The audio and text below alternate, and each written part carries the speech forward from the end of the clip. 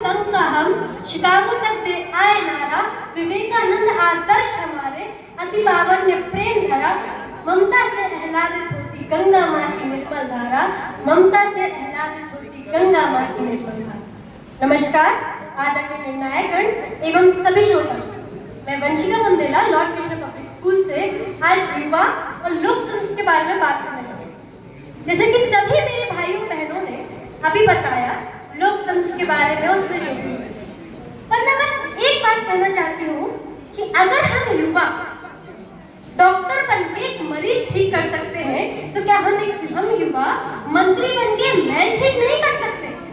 क्या लोग विचार ठीक नहीं कर सकते? जी हाँ, हम युवा हैं। हम वो युवा हैं जो वेग की तरह परिवर्तित होते हैं। हम वो युवा हैं जो स्वयं दुर्गुणों से दूर रहते हैं। हम वो युवा हैं जो काल की चाल बदल सकते हैं। हम वो युवा हैं जिनके भीतर जोश के साथ होश भी है। अतः महोदय, वर्तमान में राष्ट्र निर्माण में और सतत भविष्य की परिकल्पना में या लोकतंत्र में युवाओं को ही क्यों देखा जा सकता है?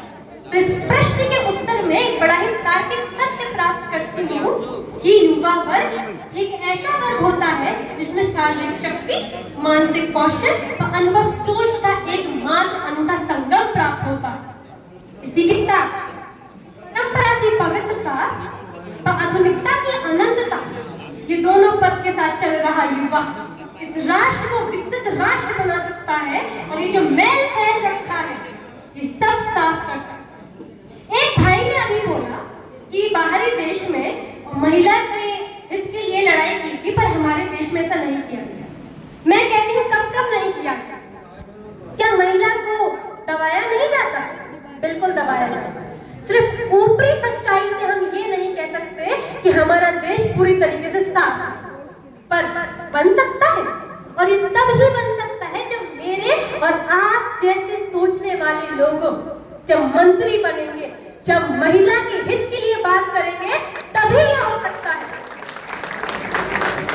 अतः महोदय, पर ये विषय मुझसे यह प्रश्न जरूर करता है कि भविष्य में युवाओं की क्या परिकल्पना होगी या क्या भूमिका होगी, क्योंकि महोदय हमने भविष्य तो नहीं देखा, और अतीत की परिकल्पना में, उसके मूल्यांकन में हम अंदाजा जरूर लगा सकते हैं। जी हाँ, मैं उसी इतिहास की बात कर रही हूँ, उसी अतीत की बात कर रही हूँ जो हमें परिचित कराता है भगत सिंह, राजगुरु, सुखदेव, चंद्रशेखर आजाद, महारानी लक्ष्मीबाई, छत्रपति संभाजी महाराज से। जी हाँ, इन सब ने हमारे हित के लिए लड़ाई की थी और हम भी कर सकते हैं। क्यों नहीं कर सकते?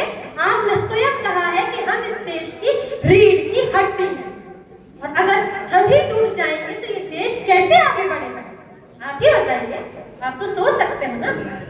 तो मैं यही प्रश्न कर रही हूँ आपको। और जब ये विकसित राष्ट्र को पूरी तरीके से विकसित स्थापित किया जाएगा, उसके तो मुख्य स्तंभ कहे जाने वाले सेना व खेल जगत तो केवल और केवल युवाओं की ही मांग करता है।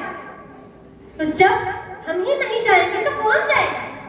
ये भी मेरा आपसे प्रश्न है। मैं इसी के साथ एक और बात कहना चाहती हूँ कि जब हम युवाओं को ये धारण करता है राष्ट्र, तो एक वरदान के रूप में धारण करता है कि हम इस देश के लिए कुछ बदलाव लाएंगे, ना केवल घर में बैठ के इंस्टा चलाएंगे।